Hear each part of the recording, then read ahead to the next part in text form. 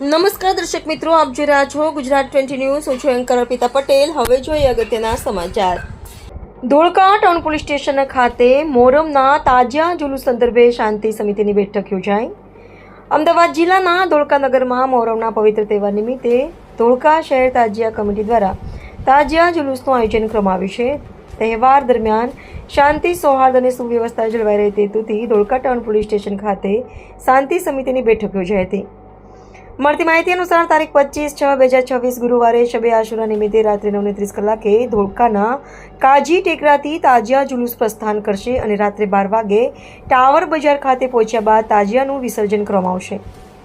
જ્યારે તારીખ 26/6/2026 શુક્રવારે યવમે આશુરા નિમિત્તે બપોરે 2:30 કલાકે કાજી ટેકરાથી તાજિયા જુલુસ નીકળશે, જે તેના નિર્ધારિત રૂટ પર ગસ્ત કરશે.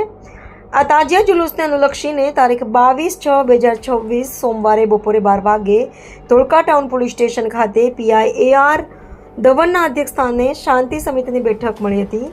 બેઠકમાં શાંતિ સમિતિના સભ્યો, તાજિયા જુલુસના આયોજકો તેમજ આગેવાનો ઉપસ્થિત રહ્યા હતા.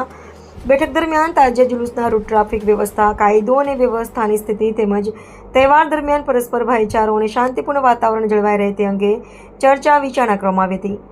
સાથે જ તમામ લોકોને તહેવાર શાંતિપૂર્ણ અને સૌહાર્દપૂર્ણ માહોલમાં ઉજવવા અપીલ પણ કરવામાં આવી હતી.